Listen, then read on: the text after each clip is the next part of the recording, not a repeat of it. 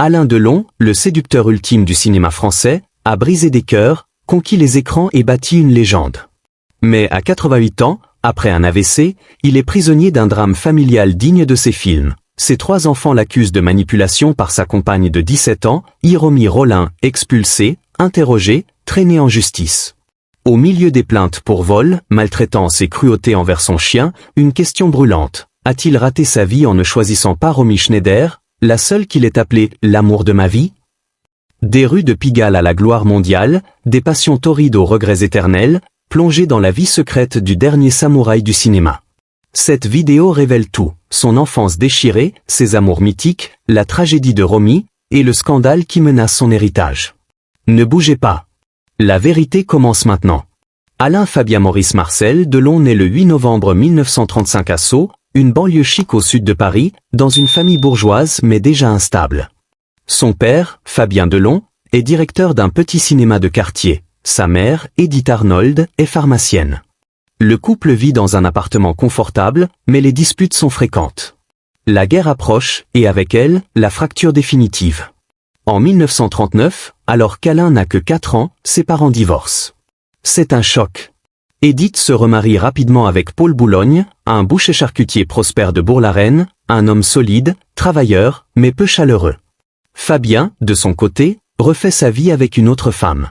Alain se retrouve soudain au milieu d'une fratrie recomposée. 3 demi-frères du côté paternel, 2 du côté maternel. Il est ballotté entre 2 foyers, sans ancrage, sans stabilité émotionnelle. La Seconde Guerre mondiale éclate. Paris est occupé. Les sirènes, les bombardements, les rationnements marquent l'enfance d'Alain. Mais le vrai traumatisme survient quand ses parents, débordés par leur nouvelle vie, décident de le placer en famille d'accueil. À 5 ans, il est confié à un couple sans enfant, le gardien-chef de la prison de Fresnes et sa femme. Ils vivent dans une petite maison mitoyenne aux murs d'enceinte de la prison. Alain entend tout, les cris des détenus, les ordres des gardiens, les pas dans les couloirs. Un jour d'octobre 1945, il est dans le jardin quand retentissent les salves de l'exécution de Pierre Laval, ancien chef du gouvernement de Vichy, condamné à mort pour collaboration.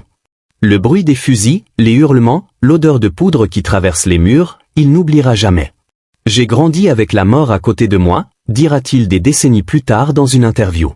Ça m'a marqué à vie. Les années d'accueil durent jusqu'à la mort soudaine du couple, emporté par une maladie fulgurante. Alain, âgé de 8 ans, orphelin de cœur, est renvoyé chez sa mère à Bourg-la-Reine. Mais il ne s'y sent pas chez lui. La maison de Paul Boulogne est fonctionnelle, propre, mais froide. L'odeur de viande crue, de sang, de désinfectant imprègne tout. Alain dort dans une petite chambre sous les combles, avec une fenêtre donnant sur la cour de la boucherie. Il entend les couteaux, les hachoirs, les cris des animaux. Il se sent étranger. « Je n'ai jamais été un enfant », confiera-t-il plus tard. « J'ai été un petit voyou dès le départ. » Il n'a pas de jouets, pas d'affection. Il observe, il apprend à se débrouiller seul. À l'école, c'est la catastrophe. Inscrit au pensionnat catholique Saint-Nicolas d'Igny dans les Yvelines, il se lie d'amitié avec Gérard Salomé, un garçon timide qui deviendra acteur sous le nom de Gérard Salmé. Mais Alain est ingérable, bagarre avec les autres élèves, fugue nocturne, insolence envers les professeurs. Il est expulsé une première fois, puis réinscrit ailleurs. Même scénario. Au total, 6 expulsions en quelques années. Ses parents, épuisés, renoncent à l'éducation classique. À 14 ans, il est définitivement renvoyé. Sa mère, pragmatique, l'inscrit en apprentissage chez son beau-père. Alain obtient son CAP de charcutier à 14 ans. Il découpe, emballe, vend. Il gagne sa vie. Il est indépendant. Mais il rêve d'ailleurs, de liberté, d'aventure. C'est à cette époque qu'il touche pour la première fois à la comédie. Un ami de son père, Olivier Bourguignon, réalise un court-métrage amateur intitulé Astérisque le rapt Astérisque. Alain, 14 ans, y joue un voyou. Il a un visage d'ange, des yeux bleus perçants, une présence magnétique. Le réalisateur est bluffé. Ce gamin a quelque chose d'unique, dit-il. Alain, lui, n'y croit pas encore. Il continue à travailler à la boucherie. Mais l'idée germe. Un jour, il tente l'impossible, fuir à Chicago avec un copain dont l'oncle vit là-bas. Ils volent de l'argent dans la caisse de la charcuterie, prennent le train jusqu'à Bordeaux. Ils sont arrêtés à la gare. Retour à Bourg-la-Reine, punition sévère. Mais l'envie d'évasion ne s'éteint pas. À 17 ans, anticipant la conscription obligatoire, il s'engage dans la marine nationale. Il veut voir le monde, échapper à la boucherie, à la famille. Affecté au centre d'instruction maritime de Pont-Réan en Bretagne, il découvre la discipline militaire, le ver à l'aube, marche forcée, punition corporelle. Il est rebelle, mais il apprend. En 1953, il est envoyé à l'école des signaux de la Bormette, près de Toulon. Là, il commet sa première erreur grave, il vole du matériel avec des camarades. La marine lui propose un choix, libération anticipée ou prolongation de service de 3 à 5 ans. Il choisit la première option, mais on l'envoie quand même à Saigon, en Indochine française, en pleine guerre. Là-bas, il est affecté à la compagnie de protection de l'Arsenal. Il voit la mort de près, embuscades, combats de rue, camarades tués sous ses yeux. Il développe une fascination pour les armes à feu après avoir vu Astérisque toucher pas au Grisby Astérisque avec Jean Gabin dans un cinéma de fortune. Gabin, c'était un homme. Un vrai. J'ai voulu être comme lui, dira-t-il. Il admire la virilité, le code d'honneur, le silence. Mais un nouveau vol, cette fois une Jeep ou le rattrape. Arrêté, jugé, il est expulsé de la marine en 1956. Il rentre en France avec un casier judiciaire, un ressentiment profond envers ses parents qui avaient signé l'autorisation pour son engagement, et aucun avenir en vue. Il coupe les ponts avec sa famille. Il ne reprendra contact qu'en 1961, grâce à son frère cadet Jean-François, qui lui écrit une lettre touchante. « Tu es mon frère. Reviens. On a besoin de toi. »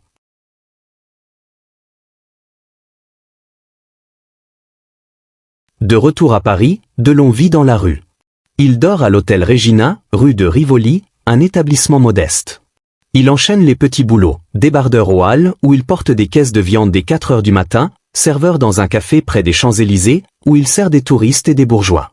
C'est là qu'il croise Dalida, future icône de la chanson française.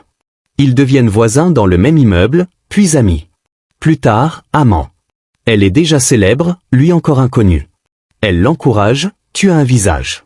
Fais quelque chose. Dans les nuits de Pigalle et Montmartre, il plonge dans le milieu interlope. Bars enfumés, boîtes de nuit, backroom. Il fréquente des voyous, des gigolos, des prostituées. Un homme le prend sous son aile. Carlos, un homosexuel charismatique, ancien boxeur, figure respectée du milieu. Carlos lui enseigne le code de la rue, honneur, silence, respect, loyauté. Delon est fasciné. Il devient un habitué des parties fines, des jeux d'argent, des combines. Grâce à son visage d'ange et son corps athlétique, il attire les femmes et les hommes. Plusieurs prostituées l'entretiennent, lui paient des repas, des vêtements. Il ne s'en cache pas. À cette époque, je vivais. Vraiment, dira-t-il des années plus tard. Il n'a pas de morale, pas de limite. Il est libre. Mais tout change en 1957. Au Festival de Cannes, une découvreuse de talent, Madame Novarez, le repère dans la foule. Elle est avec un producteur italien. Vous avez un visage extraordinaire. Vous devriez faire du cinéma. Delon rit. Il n'a jamais suivi de cours de théâtre. Il n'a même pas le bac. Mais il accepte un essai à Rome, payé par le producteur. Il prend le train, seul. À Rome, il passe devant la caméra. Le réalisateur Yves Allégret est ébloui. Il lui offre son premier rôle dans Astérisque quand la femme s'en mêle Astérisque. Delon a 22 ans. Il n'a aucune formation. Mais il a Astérisque sa Astérisque. Cette présence. Ce regard. Cette intensité. L'année suivante, en 1958, il tourne Astérisque Christine Astérisque avec Romy Schneider. Elle a 19 ans, déjà star en Allemagne grâce à la trilogie Astérisque Sissi Astérisque. Lui, inconnu. Leur rencontre est électrique. Sur le plateau, les regards, les silences, les gestes. Hors caméra, les dîners, les promenades, les baisers. Les médias les surnomment les fiancés de l'Europe. Paparazzi, couverture de magazine, fiançailles officielles le 20 mars 1959. Ils sont jeunes, beaux, amoureux. Ils s'installent ensemble à Paris. Mais la famille de Romy s'oppose violemment. Sa mère, Magda Schneider, actrice autoritaire, voit en Delon un danger. Il te détruira. Il n'est pas pour toi, dit-elle. Les médias allemands traitent Romy de traîtresse pour avoir quitté l'Autriche et son image de princesse. Delon explose avec Astérisque Plein Soleil Astérisque en 1960, adapté de Astérisque Monsieur Ripley Astérisque par René Clément. Il incarne Tom Ripley, un manipulateur froid, séducteur, assassin. Le film est un triomphe mondial. Il devient une star. En 1961, Luchino Visconti le choisit pour Astérisque Rocco et ses frères Astérisque. Prix spécial du jury à Venise. En 1963, Astérisque le Guépard Astérisque avec Burt Lancaster et Claudia Cardinal. Delon est au sommet. Il tourne avec les plus grands, Melville, Verneuil, Lauzet. Il devient l'icône du cinéma français, exporté dans le monde entier. Mais sa vie privée est un chaos. Il entretient des liaisons parallèles.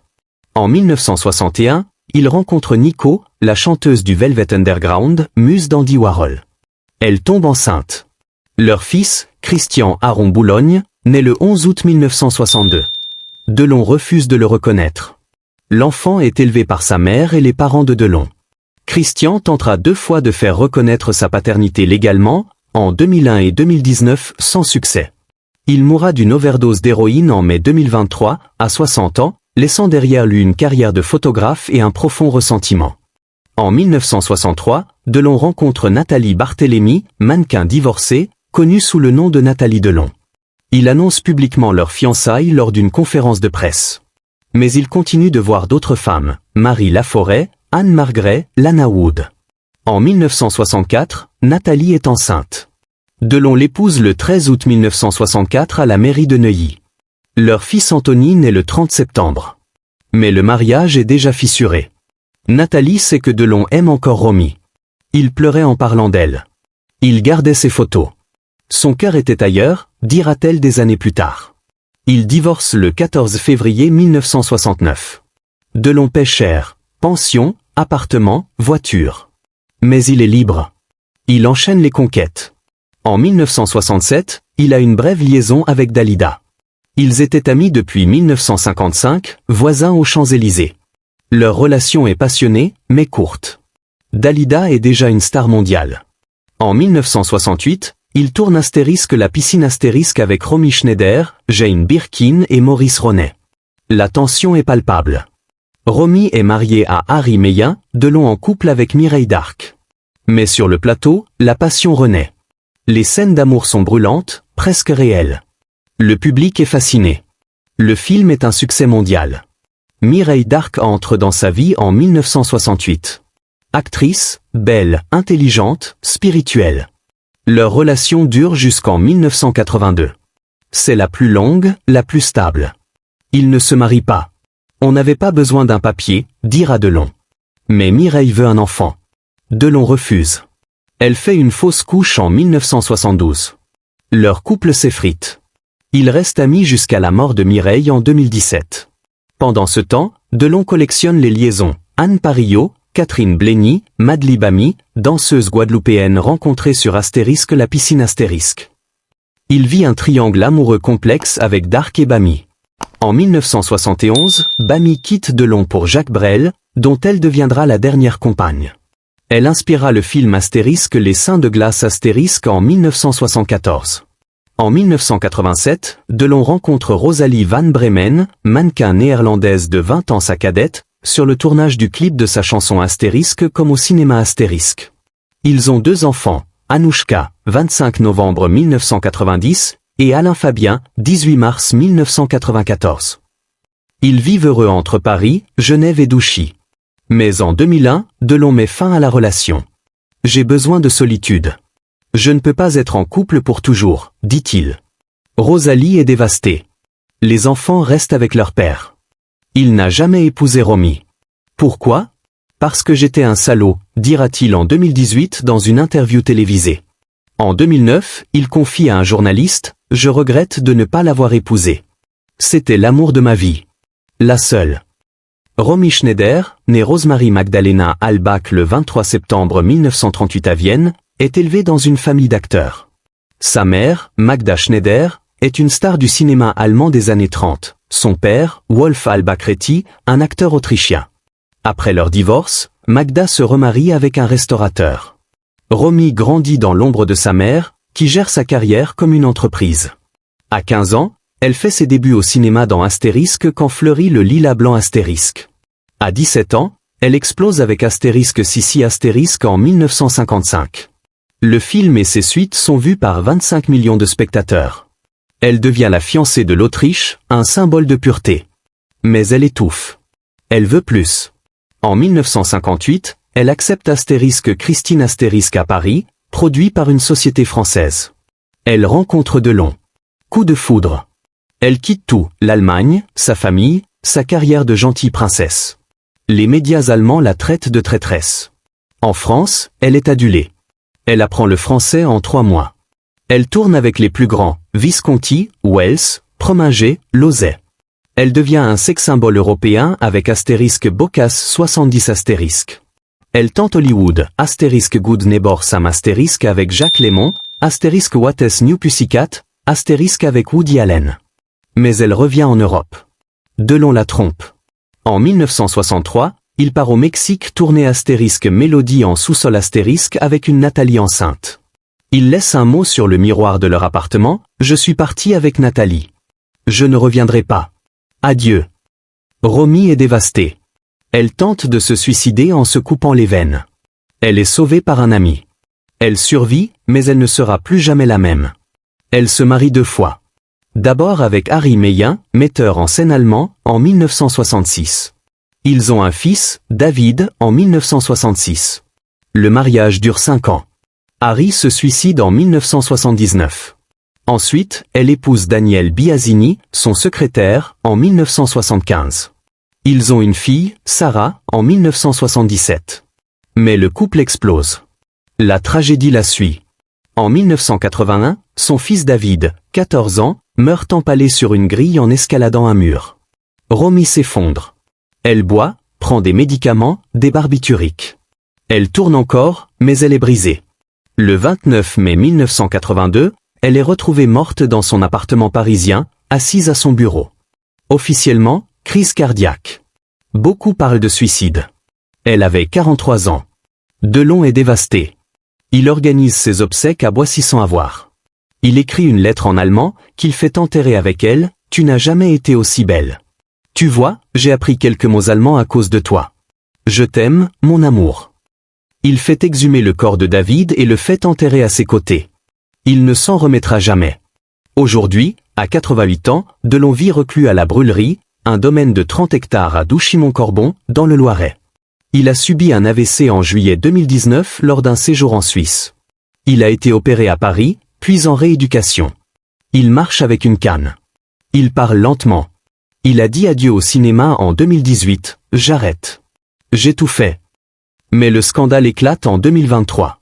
Hiromi Rollin, 66 ans, d'origine japonaise, vit avec lui depuis 2006. Elle était assistante réalisatrice. Ils se sont rencontrés en 1989 sur un plateau de tournage. Elle a travaillé sur Astérisque Le Retour de Casanova Astérisque, 1992, et sur la série Astérisque Franck Riva Astérisque, 2003 à 2004. Delon la présente comme « Ma compagne » dans un documentaire télévisé en 2021. Ils vont ensemble aux obsèques de Jean-Paul Belmondo en septembre 2021. Les voisins de Douchy les voient souvent ensemble, promenade en voiturette de golf, dîner à l'auberge du terroir, ou Delon à une table réservée près de la cheminée. Mais ses enfants Anthony, 58 ans, acteur et réalisateur, Anouchka, 33 ans, actrice, Alain Fabien, 29 ans, acteur et mannequin, ne l'acceptent pas. Ils la considèrent comme une aide-soignante rémunérée qui a dépassé ses droits. Ils l'accusent de vouloir une part de l'héritage. Le 5 juillet 2023, ils la font expulser de force. Des agents de sécurité engagés par les enfants la sortent de la propriété. Ses affaires, vêtements, bijoux, documents sont jetés dans l'allée. Elle est interrogée 6 heures par la police à Montargis. 2 plaintes sont déposées contre elle. 1. Harcèlement, abus physique et psychologique. 2 vols, cruauté envers animaux, elle aurait maltraité Loubeau, le berger belge de Delon, et l'aurait envoyé en chenil. Les enfants affirment qu'elle contrôle ses appels, ses messages, son courrier. L'empêche de les voir depuis 2019. Le manipule pour l'argent. L'a isolé après son AVC. Ne les a pas informés de sa chute en novembre 2021, il a eu besoin de points de suture. Ils disent qu'en décembre 2022, Delon a signé une déclaration manuscrite refusant de l'épouser ou de lui léguer quoi que ce soit. Une 3e plainte est en préparation. Hiromi Rollin contre-attaque. Elle dépose un dossier de 39 pages auprès du procureur. Elle accuse les enfants d'être absents de la vie de leur père, de le manipuler depuis son AVC, de vouloir l'héritage, estimé à 250 millions d'euros, de l'avoir diffamé. Elle dit qu'elle a consacré 17 ans de sa vie à Delon, qu'ils étaient un couple, qu'elle a été chassée sans raison. Elle n'a plus accès à la propriété, ni à ses affaires personnelles, y compris de l'argent et des objets de valeur. L'enquête est en cours sous la direction du procureur de Montargis, Jean-Cédric Gault. La police judiciaire et les gendarmes perquisitionnent son appartement à Suresnes. Aucune charge retenue pour l'instant. Son avocat, Yacine Bouzrou, déclare « Madame Rolin a répondu à toutes les accusations.